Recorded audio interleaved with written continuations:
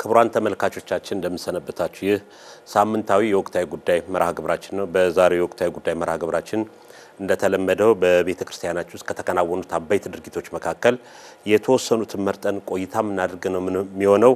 መርሃ ግብሩን ይዘን የቀረብነው መጋቢ ሚስጥር ሳሉ አድማሱ እኔም ጌታቸው በቀለን እንድትከታተሉ እንጋብዛለን።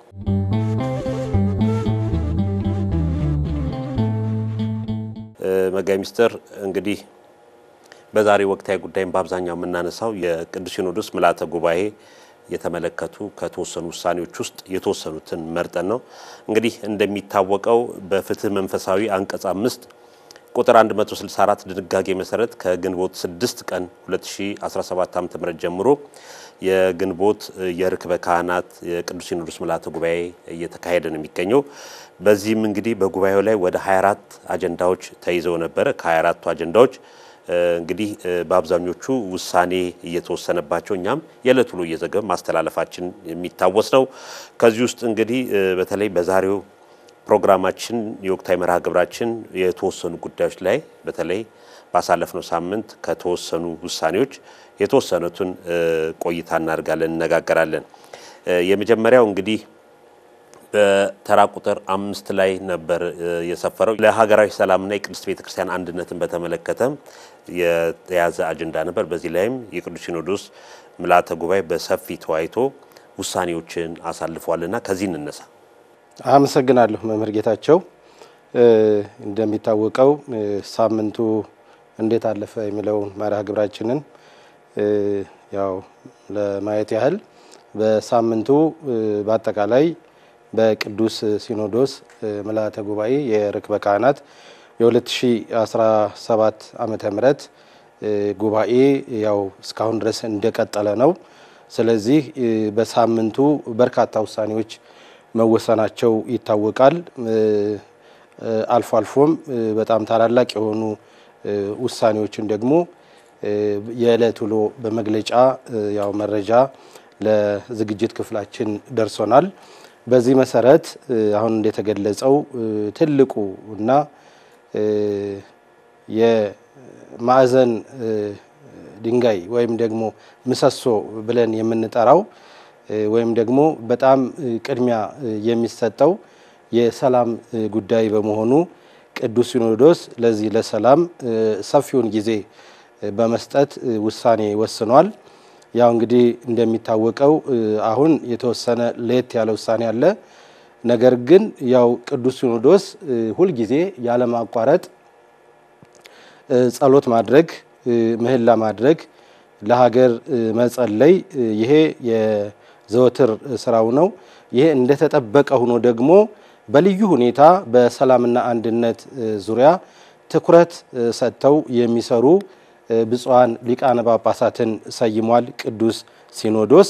እነዚህ ብፁዓን አባቶች ብፁዕ አቡነ ጎርጎርዮስ የምስራቅ ሸዋ ሀገረ ስብከት ሊቀ ጳጳስ፣ ብፁዕ አቡነ ዲዮስቆሮስ በክልል ትግራይ የደቡባዊ ማይጨው የራያ 6ቱ ወረዳዎች አህጉረ ስብከት ሊቀ ጳጳስ፣ የማህበራት ማደራጃ ሊቀ ጳጳስ፣ ብፁዕ አቡነ ሳዊሮስ የደቡብ ምዕራብ ሸዋ የሸገር ሲቲ አህጉረ ስብከት ሊቀ ጳጳስ፣ ብፁዕ አቡነ ሪያቆስ የሆሳዕና ሀገረ ስብከት ሊቀ ጳጳስ፣ ብፁዕ አቡነ ፊልጶስ የቅድስት ሥላሴ መንፈሳዊ ዩኒቨርሲቲ ፕሬዝዳንት ደቡብ ኦሞ ሀገረ ስብከት ሊቀ ጳጳስ እነዚህ ብፁዓን አባቶች ተመርጠዋል። እንግዲህ እነሱ ደግሞ የተመረጡበትን ምክንያት የሥራውን ዝርዝር እንደገና መልሳለሁ ወደ አንተ መምጣት ይኖርብናል ማለት ነው። አመሰግናለሁ መጋቢ ሚስጥር። እንግዲህ ሰላም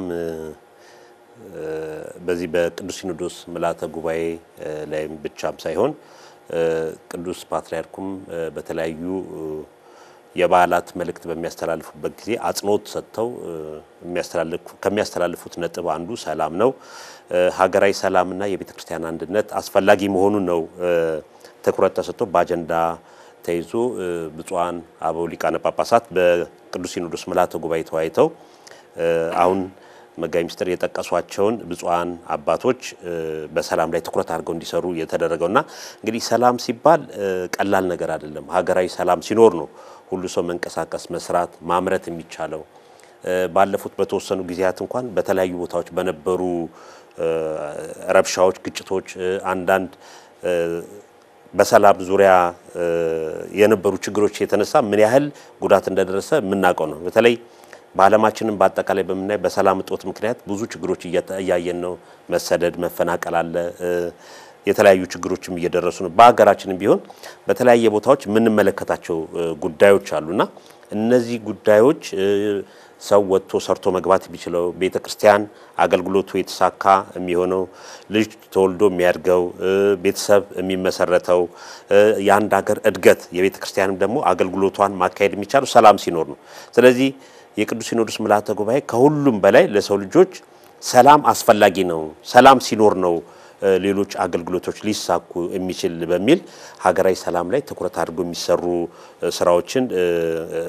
ስራዎችንም ይገልጻል። ከዛ በተጨማሪ ደግሞ ብፁዓን አበው ሊቃነ ጳጳሳትንም መድበዋል እና እንግዲህ እንደ ሀገርም መንግስትም በዚህ ላይ ትኩረት አድርጎ እየሰራበት በተለይ ሀገራዊ ምክክር ኮሚሽንም አንዱ የሚሰራቸው ስራዎች በሀገሪቱ ሰላም ሰፍኖ ወደ አንድነት መነጋገር መወያየት የሚመጣበትን ሁኔታ ነውና እንግዲህ ከሚመለከታቸው የመንግስት አካላት ከሚመለከታቸው በሰላም ዙሪያ ከሚሰሩ እነዚህ የሲቪል ተቋማት ጋር በመሆን አብሮ በመስራት እንደ ሀገርም እንደ ቤተክርስቲያን ውጤት ለማምጣት እነዚህ ብፁዓን አባቶች ተመድበዋል። ከዚሁ ጋር በተያይዞ እንግዲህ ሰላምን ሀገራዊ ሰላምና የቤተክርስቲያን አንድነት ነው የሚለውና የቤተክርስቲያን አንድነትም እንግዲህ አሁን ቤተክርስቲያናችን ምን ላይ እንዳለች ይታወቃል። በተለያዩ ቦታዎች በርካታ ፈተናዎች አሉ። ከውስጥም ከውጭም የምንመለከታቸው ነገሮች አሉ። ሰላም ሲኖር ነው ቤተክርስቲያን አገልግሎትም እንደፈለገ መምህራንም ሊቃውንቱም በተለያየ ቦታ ተዘዋውሮ ማስተማር የሚቻለውና ስለዚህ የሀገራዊ ሰላም ከቤተክርስቲያን አንድነት ጋር ተያያዥነት ስላላቸው ይህ ደግሞ በተለይ ቅዱስ ሲኖዶስ ምልዓተ ጉባኤ ይህንን ትኩረት ተደርጎ እንዲሰራ ቢደረግ በተዋረድ ግን አህጉረ ስብከት አጥቢያ ቤተክርስቲያናት ሰበካ ጉባኤያት ሰንበት ትምህርት ቤት ወጣቶች በተዋረድ እስከታች ድረስ ሁሉም ሰው ሊመለከተው የሚገባና በአንድነት በቅንጅት በመተባበር ከተሰራ ነው እንደዚህ አይነት ውጤት ማምጣት የሚቻለው።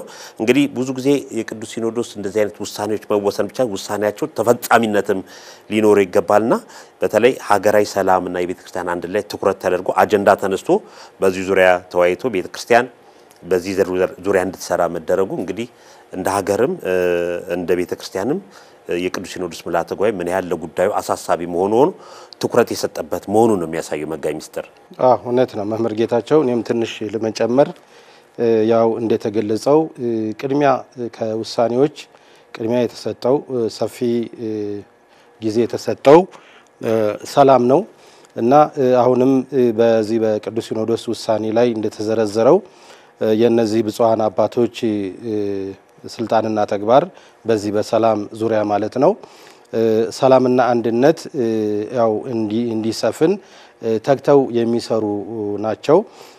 መልካም ግንኙነት እንዲቀጥል ከተለያዩ ባለድርሻ አካላት መንግስታዊ ከሆኑም መንግስታዊ ካልሆኑም ተቋማት ጋር ያለው መልካም ግንኙነት ተጠናክሮ እንዲቀጥል ነው አንዱ ስራቸው ማለት ነው። ሌላው ያው እንግዲህ ዘላቂ ሰላም ዛሬ ሰላም ቢሆን ነገ ሰላም ካልሆነ ሰላም በዘላቂነት ካልተረጋገጠ አስቸጋሪ ስለሚሆን ዘላቂ ሰላም እንዲመጣ የሚሰሩ አባቶች ናቸው። እንደዚሁም ቀደም እንደገለጽከው ጦርነቶች እንዲቆሙ ማለት ነው ይህንን ሁሉ ይሰራሉ።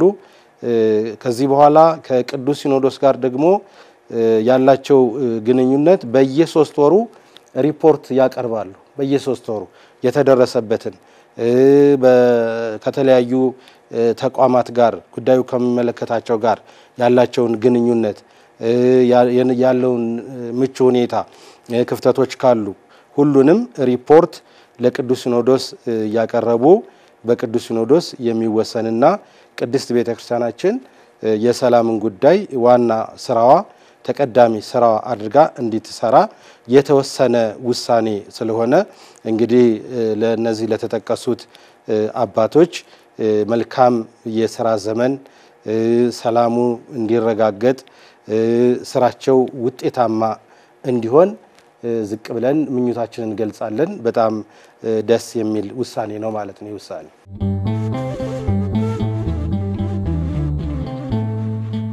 ከዚሁ ጋር ተያይዞ እዚሁ በመግለጫው ላይ የተገለጹት በተለይ ከብፁዓን አበው ሊቃነ ጳጳሳት ከአምስቱም ጋር ተያይዞ ሌሎች ምሁራን ከሊቃውንት ቤተክርስቲያን በኋላ ላይ በሙያቸው ሊያገለግሉ የሚችሉ ምናልባት እንዲ ስለ ሰላም ስራዎች ሲሰሩ ጥናታዊ ጽሁፎች ያስፈልጋሉ።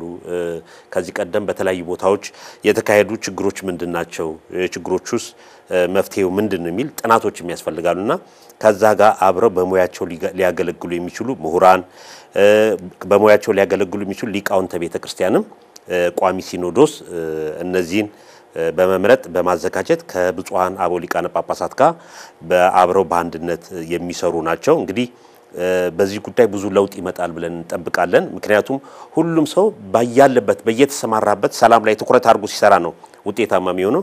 መንግስትም እንደ መንግስታዊ ያሉን ተቋማትን በሰላም ላይ የሚሰሩ እንደዚሁ በራሳቸው የቤተክርስቲያን አባቶችም ደግሞ ትኩረት አድርገው በመመናን በህዝቡ ዘንድም ተሰሚነት ስላላቸው ሰዎችን በማስታረቅ በማገናኘት ሆዳቸው ሻክሮ የነበረ የተለያዩትን ወደ አንድነት በመምጣት ለውጥ ይመጣል በሚል ነው ቅዱስ ሲኖዶስም ትኩረት አድርጎ እንደነዚህ አይነት ብፁዓን ሊቃነ ጳጳሳትና ሌሎች ምሁራን ባለሙያዎችን በዘርፉ ላይ የሰሩ ሰዎችን አንድ ላይ ተባብረው እንዲሰሩ ያደረገውና እንግዲህ ለውጥ ይመጣል። ሚዲያዎችም ትኩረት ተደርጎ አድርገን ሁላችንም እነዚህ የሰላም ሉካን በሚሰሩ ስራዎች ላይ ማገዝ ይገባል። መረጃዎችን እነሱ የሰሯቸውን የሥራ ውጤት ለህብረተሰቡ ቶሎ ማሳወቅ ይገባልና እንግዲህ መልካም የሥራ ጊዜ ነው እኛም ሁላችንም የምንመኘው። ሁሉም ግን ትኩረት መደረግ ያለበት እዚህ ላይ ሁሉም ትብብር ሲኖረው ነው። ከታችም ከላይም አህጉረ ስብከት ወጣቶች በትምህርት ቤት መንፈሳዊ ተቋማት ዩኒቨርሲቲዎች ምሁራን አንድ ሆነን ተናበን በመንሰራበት ሰዓት ለውጥ እናመጣለንና እንግዲህ ለዚህ ውጤት መሳካት የሁላችንም ትኩረት የሚጠይቅ ነው። መልካም የሥራ ጊዜ መልካም የሥራ ዘመን እንዲሆንላቸው በዝግጅት ክፍላችን ስም እንመኛለን። ሌላው በቀጣይነት የምንመለከተው መጋቢ ሚኒስትር ግንቦት 15 ቀን 2017 ዓ.ም የመንበረ ፓትርያርክ ጠቅላይ ቤተ ክህነት ዋና ስራ አስኪያጅና የቅዱስ ሲኖዶስ ዋና ጸሐፊ እንዲሁም ሌሎች የአዲስ አበባ ሀገረ ስብከት ጀምሮ ሌሎች ብፁዓን አበው ሊቃነ ጳጳሳትም የተመደቡበት ወይም የተመረጡበትን ሁኔታም ግንቦት 15 ቀን 2017 ዓ.ም ዜናዎቻችን ሰርተናል። እስቲ እነዚህ እነማን ናቸው የት ቦታ ነው የሚለው ላስቀድም መጋቢ ሚኒስትር። አመሰግናለሁ መምህር ጌታቸው። እንግዲህ አሁንም በሕገ ቤተ ክርስቲያን ላይ እንደተደነገገው የኢትዮጵያ ኦርቶዶክሳዊት ቤተክርስቲያን ወይም ደግሞ ሲኖዶሳዊት ቤተክርስቲያናችን በየ3 አመቱ የቅዱስ ሲኖዶስ ዋና ጸሐፊ የጠቅላይ ቤተ ክህነት ዋና ስራ አስኪያጅ ትመድባለች። በዚህ መሰረት ለበርካታ ዘመን አባቶች እየተፈራረቁ ቅድስት ቤተክርስቲያንን ሲመሩ ቆይተዋል። እንግዲህ አሁን በሶስተኛ አመታቸውን ያጠናቀቁና ያገልግሎት የተሰጣቸውን አደራ በተገቢ መንገድ የተወጡ ሁለቱ ብፁዓን አባቶችን መጀመሪያ ማስታወስ ይኖርብናል። ብፁዕ አቡነ አብርሃም የጠቅላይ ቤተ ክህነት ዋና ስራ አስኪያጅ ሆነው ለ3 አመታት ያህል ቅድስት ቤተክርስቲያናችንን አገልግለዋል። ያው በየጊዜው ያለውን እንቅስቃሴ የገለጽን ነው የቆየነውና እንግዲህ ብፁዕነታቸው በጣም ብዙ ፈተናዎች የበዙበት የሥራ ዘመን ነበር ያሳለፉት። ያንን ስራ አጠናቀው አሁን በ2017 ዓ.ም ግንቦት ርክበ ካህናት ላይ ያው የሥራ ዘመናቸውን አጠናቀዋል ማለት ነው። እንግዲህ ብፁዕነታቸው መልካም አርአያ ስለሆኑን ያው ቅድስት ቤተክርስቲያን ስም ምስጋና እናቀርባለን። እንደዚሁም ደግሞ የቅዱስ ሲኖዶስ ዋና ጸሐፊ ብፁዕ አቡነ ጴጥሮስ እሳቸውም ከብፁዕነታቸው ጋር ተሹመው የሥራ ዘመናቸውን ያው አጠናቀዋል። እንግዲህ ሁለቱ ብፁዓን አባቶች የሚሸኙበት በክብር የሚሸኙበትና ወደ ሀገረ ስብከታቸው የሚመለሱበት ሂደት ነው ያለው ማለት ነው። ይህንን ይመስላል።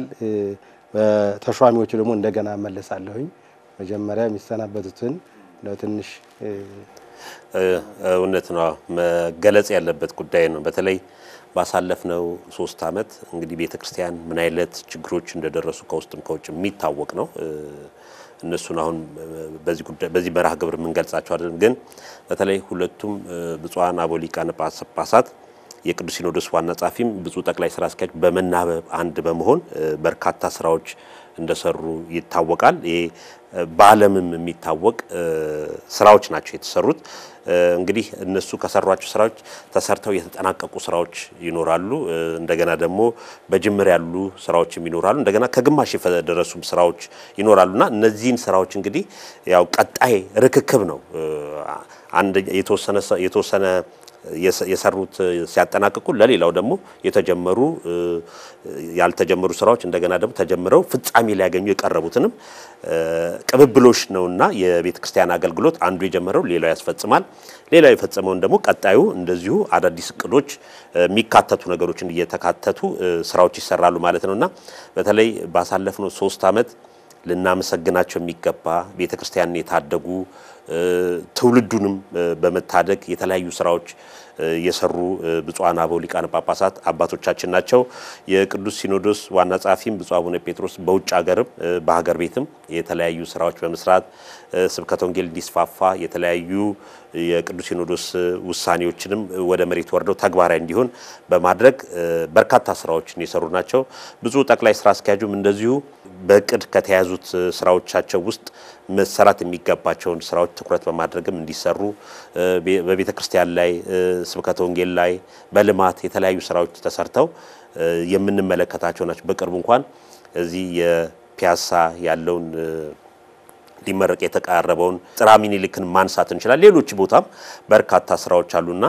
እንደነዚህ ብፁዓን አባቶቻችን ሰርተው ለቀጣዩ ደግሞ የሚያስረክቡት ማመስገን ይገባል በተለይ በቤተክርስቲያን አገልግሎት ውስጥ አንዱ ለአንዱ ርክክብ በሚኖርበት ሰዓት አመስግኖ ከዛ ሰው የሥራ ልምድ በመውሰድ በቀጣይ ደግሞ ምን መደረግ እንዳለበት እየተመካከሩ የሚሰራበት የቅብብል ስራ ነውና ብፁዓን ሊቃነ ጳጳሳት ሁለቱም ብፁዕ አቡነ ጴጥሮስንና ብፁዕ አቡነ አብርሃም የሰሯቸው ስራዎች ቀላል አይደሉም በታሪክ ሊጻፉ የሚገባቸው ትልልቅ ስራዎች ናቸውና ብፁዓን አበው ሊቃነ ጳጳሳትን ሁለቱንም ማለት ነው እንደ ዝግጅት ክፍል ወይም ደግሞ እዚህ ወቅታዊ መርሃ ግብር ይዘን እንደቀረብ ነው ከፍ ያለ ምስጋናችን ነው የምናቀርበው በቀጣይ ደግሞ አዲስ የተሾሙትን እነማን እንደሆኑ ከዛ ጋር ተያይዞ ዝውውሮችም ተካሂደዋልና እነሱን አንስተን በእነሱ ላይ ቆይታን ብናደርግ ይሆናል እውነት ነው እንደው ትንሽ ለመጨመር ያህል ነው ያው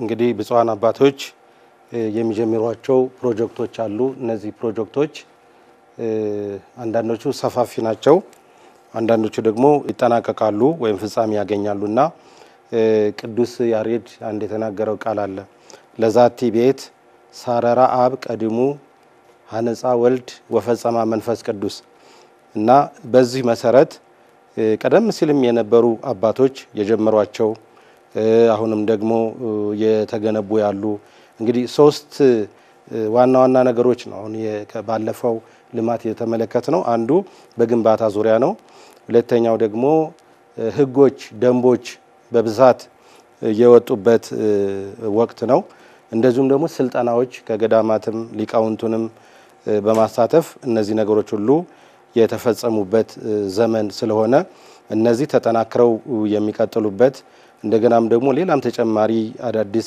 ስራዎች ተጨማሪ ሆኖ የሚሰሩበት ስለሆነ በዚህ መሰረት እንግዲህ ወደ ቀጣዩ ተሿሚ አባቶቻችን ስንመጣ ደግሞ የነሱን እንትንላለን በዚሁ አጋጣሚ ሐሳቤን ጨምሬ ወደ አንተ ለመምጣት ያህል ያው ብፁዓን አባቶች ሁለቱ ብፁዓን አባቶች ሲሸኙ ደግሞ በመተካቸው በቅዱስ ሲኖዶስ ምልዓተ ጉባኤ በቅዱስ ሲኖዶስ ይሁንታ የተመረጡ አባቶች አሉ እነዚህም እንግዲህ ለኢትዮጵያ ኦርቶዶክስ ተዋሕዶ ቤተክርስቲያን ጠቅላይ ስራ አስኪያጅነት ብፁዕ አቡነ ሳዊሮስ የደቡብ ምዕራብ ሸዋና የሸገር ሲቲ አህጉረ ስብከት ሊቀ ጳጳስ የኢትዮጵያ ኦርቶዶክስ ተዋሕዶ ቤተክርስቲያን ጠቅላይ ስራ አስኪያጅ ሆነው ተመርጠዋል።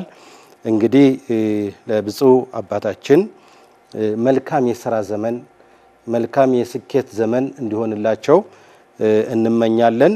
ስራውን ደግሞ በአግባቡ ይመሩታል ብለን እምነት አለን፣ ተስፋ አለን። ምክንያቱም ከዚህ ቀደም ብፁዕ አቡነ ሳዊሮስ የቅዱስ ሲኖዶስ ዋና ጸሐፊ ሆነው ስለሰሩ ልምዱም ስላላቸው አሁን በጠቅላይ ስራ አስኪያጅነትም ደግሞ እንደዚሁ የተሻለ ስራ እንደሚሰሩ ተስፋ እናደርጋለን።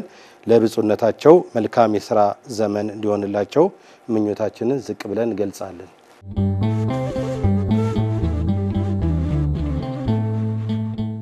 ዝም ብዬ ወደ ኋላ አንዳንድ የታሪክ መዛግብት እየተመለከትኩ ነበርና ነሐሴ 22 ቀን 1997 ዓ.ም በመንበረ ጸባዖት ቅድስት ሥላሴ ካቴድራል በተካሄደው ሥርዓተ ሲመት በብፁዕ ቅዱስ አቡነ ጳውሎስ ፓትርያርክ ርዕሰ ሊቃነ ጳጳሳት ዘኢትዮጵያ ሊቀ ጳጳስ ዘአክሱም ወእጨጌ ዘመንበረ ተክለ ሃይማኖት አንብሮተ እድ ከተሾሙት 17 አባቶች መካከል ብፁዕ አቡነ ዲዮስቆሮስና ብፁዕ አቡነ ሳዊሮስ የሚጠቀሱ ናቸው።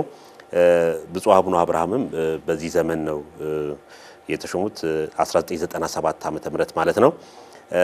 እና የታሪክ ግጥምጥሞሹን ለማንሳት ያክል ነው እና መጋቢ ሚስጥር እንደተናገሩት እንግዲህ ከዛሬ 6 ዓመት በፊት ማለት ከ2009 እስከ 2011 ድረስ ብፁዕ አቡነ ዲዮስቆሮስ የመንበረ ፓትርያርክ ጠቅላይ ቤተ ክህነት ስራ አስኪያጅ በመሆን አገልግሏል። በዚሁ ዓመት ደግሞ ብፁዕ አቡነ ሳዊሮስ የቅዱስ ሲኖዶስ ምልዓተ ጉባኤ ዋና ጸሐፊ በመሆን ከ2009 እስከ 2011 ዓመተ ምህረት ያገለገሉበት ሁኔታ ነውና አሁንም ከ6 ዓመት በኋላ ነው እንግዲህ እንደዚህ አይነት የታሪክ ትስስር ወይም የታሪክ ግጥጥሞሽ ብልዬ ለማለት ያነሳው።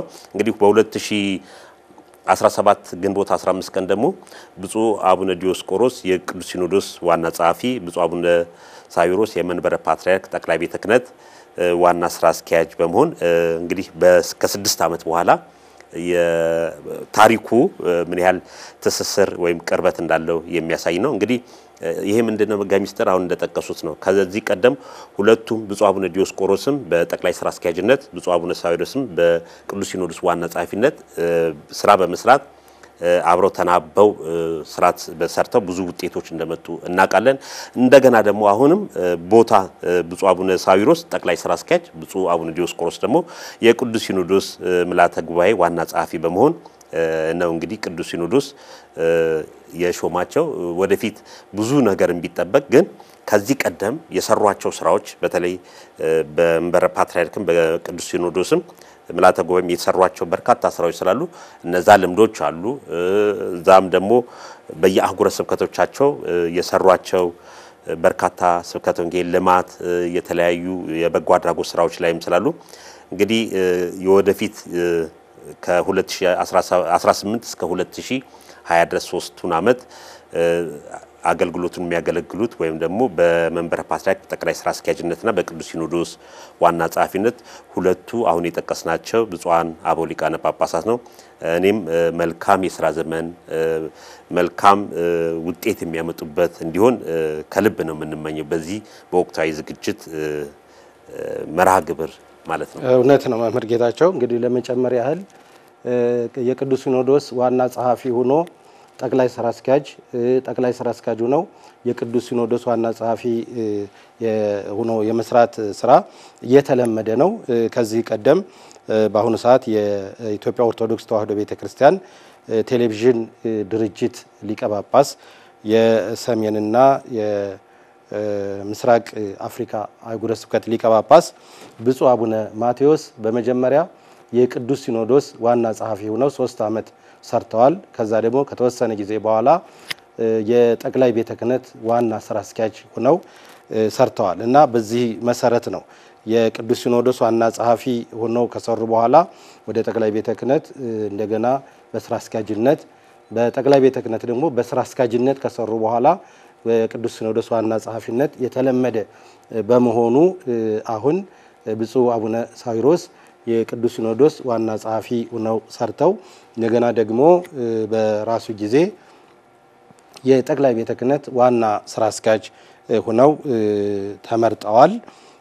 እንደዚሁም ደግሞ አሁን ወደ ብፁዕ አቡነ ዲዮስቆሮስ ደግሞ ስንሄድ ብፁዕ አቡነ ዲዮስቆሮስ በክልል ትግራይ የደቡባዊ ማይጨውና የራያ 6 ወረዳዎች አህጉረ ስብከት ሊቀ ጳጳስ የማህበራት ማደራጃ መምሪያ ሊቀ ጳጳስ ብፁዕነታቸውም ከዚህ ቀደም ጠቅላይ ስራ አስኪያጁ ነው መርተዋል አገልግለዋል እንደገና ደግሞ በአሁኑ ሰዓት የቅዱስ ሲኖዶስ ዋና ጸሐፊ ሆነው ተመርጠዋል ቅድም ብፁዕ አቡነ ሳዊሮስ ስራውን ያውቁታል ነበሩበት በተገቢ መንገድ እንደሚመሩት እናምናለን ወይም ተስፋ እናደርጋለን እንዳልነው ብፁዕ አቡነ ዲዮስቆሮስም በተገቢ በሆነ መንገድ ጠቅላይ ቤተ ክህነትን የመሩ አባት ስለሆኑ አሁንም ደግሞ በዚህ በቅዱስ ሲኖዶስ ጽሕፈት ቤት የተሻለ ውጤት የሚያስመዘግቡ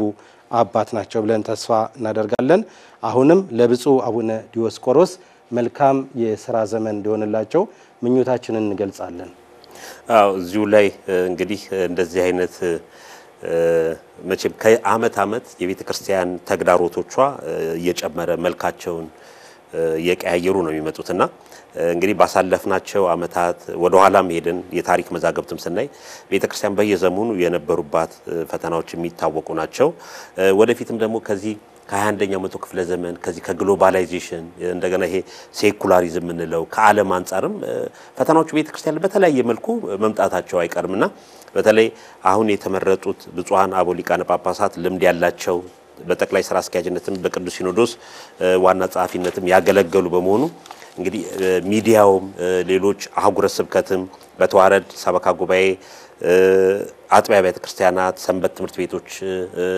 የአካባቢ ወጣቶች ምእመናን በአጠቃላይ አንድ በመሆን ተናቦ ሰርቶ የቤተ ክርስቲያን ተልኮ ማሳካት ይገባል ምክንያቱም ብዙ ስራዎች አሉ ብዙ የሚጠበቁ ነገሮች አሉ እንደ ሀገርም እንደ ዓለም አቀፍም የሚጠበቁ በርካታ ጉዳዮች አሉ በተለይ በዓለም አቀፍ ደረጃም ሲታይ የቤተ ክርስቲያኒቱ አንድነት አስፈላጊ ነው በውጭ አስተምሩን አጥምቁን የሚሉ በርካታ የውጭ ሀገር ዜጎች አሉ ዓለማችን ካለችበት ነባራዊ አንፃርም ደግሞ ኦርቶዶክሳውያን አንድ ሆነን ተባብረን የምንሰራበት ወቅት ነውና ይሄ እንግዲህ የሚያሳይ ምንድነው ከብፁዓን አበው ሊቃነ ጳጳሳት ከቅዱስ ሲኖዶስ ምልዓተ ጉባኤ ከመንበረ ፓትርያርክ ጠቅላይ ቤተ ክህነት ከሚሰጡ መመሪያዎች ጋር ከብፁዓን አበው አሁን ከተመረጡት ብፁዓን አበው ሊቃነ ጳጳሳት ጋር በመሆን አብረን እየሰራን ለውጥ ማምጣት ይገባል ወደፊት ቤተ ክርስቲያን የተሻለ ደረጃ እንድትደርስ መንፈሳዊ ተቋሞቻችን ካሁኑ የበለጡ ብዙ የጥናታዊ ምርምር የሚወጣባቸው ለቤተ ክርስቲያን ችግር ፈቺ የሆኑ ጥናቶች የሚቀርቡበት እንዲሆኑ ሁሉም ሰው በድርሻው የራሱን አስተዋጽኦ ማበርከት አለ መረባረብ አንድ መሆን መናበብ መረጃ መቀየር ይገባልና ብፁዓን አበው ሊቃነ ጳጳሳት መልካም የሥራ ዘመን ብለን እንደተመኘነው ሁሉ እያንዳንዳችንም ደግሞ የሚጠበቁብን ተግባራት አሉ እና እነዚህ የሚጠበቁበት ተግባራት አንድ ሆነን ስንሰራቸው ነው ውጤታማ ስራ ሊሰራ የሚገባውና እንግዲህ በተዋረድ በየአህጉረ ስብከቱም በሀገር ቤትም በውጭም ያሉ አጥቢያ ቤተ ክርስቲያናት ምእመናን ሰንበት ትምህርት ቤት ወጣቶች ሁሉ እንግዲህ ከዚህ አሁን ከተመረጡት ከብፁዓን አባቶቻችን ጋር በመሆን አብረን በመራመድ በርካታ ስራዎች ይጠበቁብናልና ለዛም ንቁ ተሳታፊ መሆን ይገባናል አሉ መጋቢ ምስጢር መምህር እንግዲህ እንደማጠቃለያ ነው ወደ መጨረሻ የርን ስለሆነ እንደማጠቃለያ አሁን እንደተገለጸው እነዚህ ብፁዓን አባቶች ብቻቸውን አይደለም የሚሮጡት በአጠቃላይ ሁሉም ከሚዲያው ጨምሮ ከብፁዓን አባቶች ጀምሮ በአጠቃላይ እስከ ታች እስከ አጻዌ ሆት ድረስ ያለው መተባበር አለበት አሁን ዘመናችን አብዛኛው የማደናቀፍ ህይወት ነው የሚታይበት የተለያዩ ነገሮችን በመቆፈር ስራዎች እንዳይሰሩ አልዋልታዎች በዚህ ዘመን ባመጣው ማህበራዊ ሚዲያ የሚናፈስበት ወቅት ስለሆነ አንዳንድ ጊዜ ግለሰቦች ቤተክርስቲያንን ታላቋን ቤተክርስቲያን በእነሱ ልክ በእነሱ ቁመት ልክ ሊሰፋት ይፈልጋሉና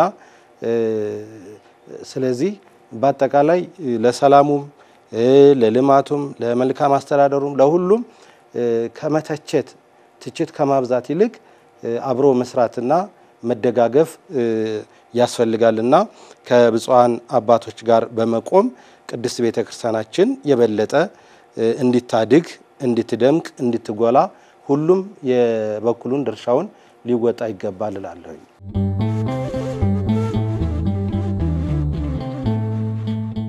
ከዚህ ቀደም ትኩረት አድርገን ስንናገር ነበር መጋቢ ምስጢር እውነተኛው መረጃ ከእውነተኛ ቦታ ነው መሰማት የሚገባውና ዛሬ አሁን እንደተናገሩት ብዙ አሉባልታዎች ብዙ ምን ሰማቸው ምናያቸው ነገሮች አሉ። ምን ጊዜም እኛ ቤተክርስቲያንን ነው አቋም አድርገን መከተል ያለብን። ቅዱስ ሲኖዶስ ምልዓተ ጉባኤ የሚያስተላልፋቸው መልእክት ነው። በተለይ ኦርቶዶክሳውያን የተባልን በአጠቃላይ ተግባራዊ አድርገን ስራ ልንሰራ የሚገባውና እንግዲህ ወደፊት ገና ብዙ ነገሮች አሉ፣ ብዙ የሚጠብቁን ነገሮች አሉ። ልንሰራቸው ልናግዝ የበኩላችን አስተዋጽኦ ልናደርግባቸው የሚገቡ በርካታ የሥራ ዘርፎች አሉና እዛ ላይ መተባበር ከያንዳንዳችን የሚጠበቅ ተግባር ይሆናል ማለት ነው። እንግዲህ ከዚሁ ጋር ተያይዞ ወደ ማጠቃለያ ሐሳቦችን ከመሰንዘራችን በፊት የቦታ ሀገረ ስብከት የዝውውርም እንደዚሁ በዚሁ ዕለት የተካሄዳለና እስቲ እርሱ ያንሱት መጋቢ ምስጢር። አመሰግናለሁ መምህር ጌታቸው። እንግዲህ በሳምንቱ በሳለፍነው ሳምንት ከተወሰኑት ውሳኔዎች የተወሰኑ ብፁዓን አባቶች የሥራ ዝውውር ተደርጎላቸዋል። እንግዲህ እነዚህ አባቶች የተወሰኑት እንደ አንድ አራቱን ለማንሳት ብፁዕ አቡነ ሕርያቆስ የሀዲያ ስልጤ የሆሳዕና የደቡብ አፍሪካ ሀገረ ስብከት ሊቀ ጳጳስ ወደ አዲስ አበባ ሀገረ ስብከት ተዛውረው በዚህ በአባትነት እንዲሰሩ መወሰኑን ያው ተመልክተናል። እንደዚሁም ደግሞ ብፁዕ አቡነ ሄኖክ ወደ ደቡብ እና ምዕራብ አፍሪካ ተዘዋውረው በዚያ በአባትነት እንዲሰሩ ወደዛ መዛወራቸውም ያው ይታወቃል። ሌላው ብፁዕ አቡነ እንባቆም በቅድስት ሀገር ኢየሩሳሌም የኢትዮጵያ ኦርቶዶክስ ተዋሕዶ ቤተክርስቲያን ገዳማት ሊቀ ጳጳስ የነበሩት ደግሞ ከዚያ ተዛውረው በዚህ በዋናው መስሪያ ቤት የገዳማት መምሪያ የበላይ ኃላፊ ጠባቂ ሊቀ ጳጳስ ሆነው ተመድበዋል። እንደዚሁም ደግሞ ብፁዕ አቡነ ናትናኤል በሰሜን አሜሪካ ኮሎራዶ ሀገረ ስብከት ሲያገለግሉ የቆዩት ብፁዕ አቡነ ናትናኤል ደግሞ በቅድስት ሀገር ኢየሩሳሌም የኢትዮጵያ ኦርቶዶክስ ተዋሕዶ ቤተክርስቲያን ገዳማት ሊቀ ጳጳስ ሆነው መመደባቸውን ሰምተናል። እንግዲህ ሌሎችም ብዙ ውሳኔዎች አሉ፣ ጊዜ ስለማይበቃን ነው። አሁንም ለነዚህ ብፁዓን አባቶች መልካም የሥራ ዘመን እንዲሆንላቸው እንመኛለን። እንደገና ካንተ በኋላ ትንሽ በዚህ በአዲስ አበባ ሀገረ ስብከት ዙሪያ ትንሽ ሐሳብ እንሰጣለን፣ ምክንያቱም ገዘፍ ያለ ስለሆነ ማለት ነው። መጋቢ ምስጢር አሁን ሲዘረዝሩ ብፁዕ አቡነ ናትናኤል ሚኒሶታን እንዲያዙ የኮሎራዶን ሀገረ ስብከት እንዲመሩ እሷን ስላልጠቀሷት ነው። ያ ብፁዕ አቡነ ናትናኤል ብለን ስንል ሁለት አባቶች ብፁዓን አባቶች ስለሆኑ ብፁዕ አቡነ ናትናኤል ኮሎራዶን የነበሩት ቅድስት ሀገር ኢየሩሳሌም ሊቀ ጳጳስ እንዲሆኑ ነው። ብፁዕ አቡነ ናትናኤል ሚኒሶታ ሀገረ ስብከት ሊቀ ጳጳስ የነበሩት ሚኒሶታን እንዲያዙ የኮሎራዶ ሀገረ ስብከት እንዲመሩ የተመደቡ መሆኑ ይታወቃልና እንግዲህ በአጠቃላይ ትኩረት ልናደርግበት የሚገባው በሀገረ ስብከት ደረጃ ኦርቶዶክሳውያን ኢትዮጵያውያን ምእመናን በሙሉ እንደዚህ አይነት የቦታ ዝውውር ሲደረግ ሹመትም ሲሰጥ የተሻለ ስራ ለመስራት አንዱ የጀመረው ሌላው ደግሞ ተቀብሎ ለማስቀጠል አይነት ነው ትኩረት ልናደርግበት የሚገባው የተሻለ ስራ ከመስራት አንፃር እንጂ ከሌላ አንፃር አይደለምና አሁን በአዲስ አበባ ሀገረ ስብከት እንግዲህ በርካታ ምንሰማቸው ምናያቸው ሁኔታዎች አሉ፣ የተጀመሩ ስራዎች አሉ፣ መጠናከር የሚፈልጉ ነገሮች አሉ፣ እንደ ክፍተትም ደግሞ የሚታዩ ችግሮች አሉ፣ ልክ በሁሉም ሀገረ ስብከት የሚታዩ አይነት። ስለዚህ እንደነዚህ ብፁዓን አሁን ሊቃነ ጳጳሳት በተመደቡበት ቦታ ብቻቸውን የሚሰሩ ስራዎች አይደሉም። እነሱ መሪ ናቸው በዛ በተመደቡበት ቦታ። ከነሱ ጋር ግን እያገዙ መስራት የሚገባው በሀገረ ስብከት ደረጃ ያሉ አጥቢያ ቤተክርስቲያናት በሰበካ ጉባኤ በልማት ከዛ ውጭም ደግሞ የተለያዩ ምሁራንም የግድ ቤተክርስቲያን ውስጥ ያሉ ሰው ብቻ አይደለም ከውጭም ራሱ ጥናት በማጥናት ችግሮች እንዲፈቱ ሐሳብ በማቅረብ እየተጋገዙ የቤተክርስቲያንን ተልእኮ ለማሳካት ሁላችንም የበኩላችን አስተዋጽኦ ማድረግ ይጠበቅብናል።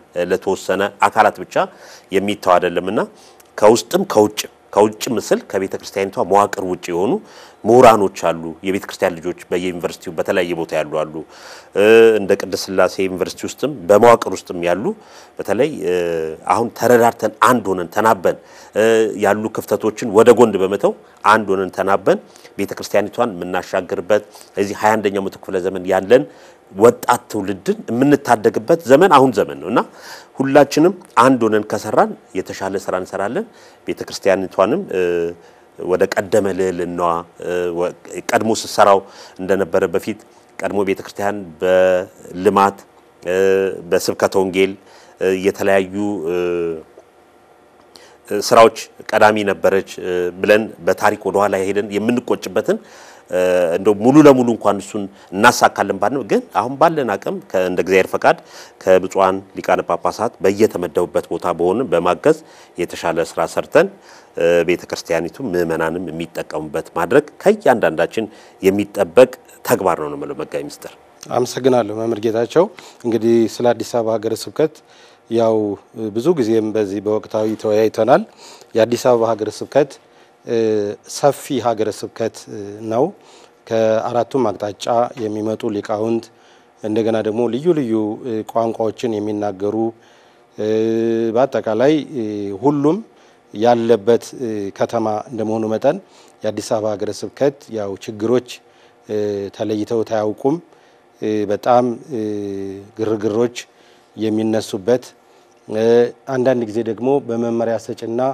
በመመሪያ ተቀባይ መካከል ክፍተቶችም የሚፈጠሩበት አንዳንድ ጊዜም ደግሞ ለቅዱስ ሲኖዶስን ትግስት የሚፈታተኑ ስራዎች የሚከናወኑበት ሀገረ ስብከት ነው እንግዲህ ሰፊ ጥናት ተደርጎ በመጨረሻ እንዳውም ብፁዓን አባቶች ባጣሪነት ተመድበው ከሌሎች ምሁራን ጋር ሰፊ ጥናት ሲያደርጉ ቆይተው ነው እንግዲህ አሁን ይሄ ውሳኔ ደግሞ ሊወሰን የቻለውና እንግዲህ የአዲስ አበባ ሀገረ ስብከት እንደኔ አስተሳሰብ ከሆነ በመጀመሪያ ምንድነው የሚያስፈልገው ህግ ነው የሚያስፈልገው ህግ ሲኖር ሲስተም ሲዘረጋ ሁሉም በዛ መሰረት ሊሰራ ይችላል ህግ ከሌለ ግን በጣም የተዘበራረቀ አስቸጋሪ የሆነ ስራ ስለሚሆን በእውነት ብፁዕ አቡነ ሄኖክ ጥበበኛ አባት ናቸው ያው በጥበብ ሲሰሩ ቆይተዋል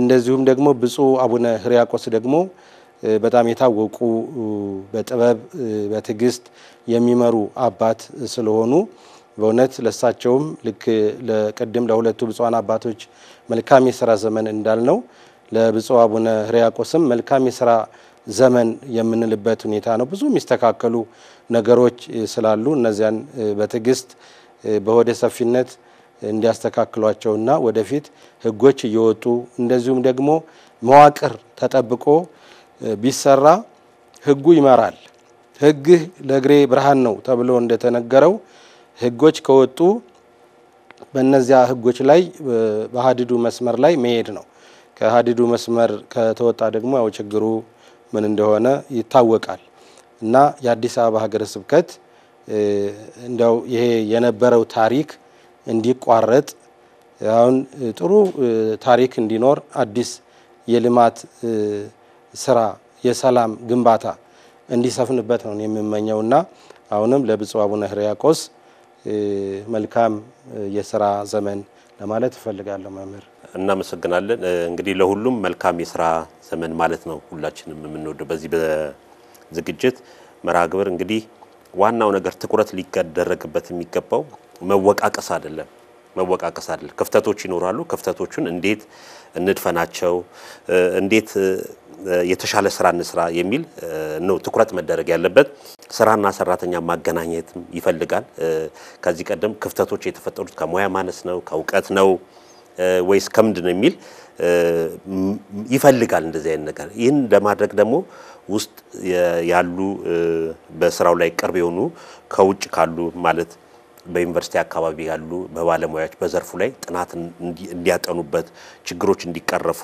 የቤተ ክርስቲያኒቷ በሀገር ቤትም በውጭም ያሉ ችግሮች ተቀርፈው ሰላም አንድነት ፍቅር የሰፈነበት አገልግሎት እንድናገለግል ሁላችንም ከዛ በተጓዳኝም የተሻለ ስራ ዓለም አቀፋዊ ብዙ የሚጠብቁት ተግዳሮቶች አሉ እነሱ ላይ ትኩረት አድርገን መስራት እንድንችል ከውስጥ ያሉ ችግሮች እየተቀረፉ ሲወጡ ነው። ለዚህ ደግሞ ዋናው ስራና ሰራተኛን ማገናኘት ስራዎቻችን በጥናት የተደገፉ ችግር ፈቺ ሊሆኑ ይገባልና እዚህ ላይ ትኩረት አድርገው እንዲሰራ ሁሉም ማህበረሰብ ሁሉም ኦርቶዶክሳውያን ሁሉም ምእመናን ከላይ እስከ ታች ያለነው ተደጋግፈን ተናበን እየተረዳዳን ከሰራ ውጤታማ እንሆናለንና እንግዲህ ከላይ ለጠቀስናቸው እስካሁን ለጠቀስናቸው ብፁዓን አበው ሊቃነ ጳጳሳት በየተመደቡበት መልካም የሥራ ጊዜ መልካም የሥራ ዘመን እንዲሆንላቸው እንመኛለን። መጋቢ ምስጢር እንግዲህ ካለን ሰዓት አኳያ ሌላዎችን በዚህ ሰዓት ማንሳት አንችልም።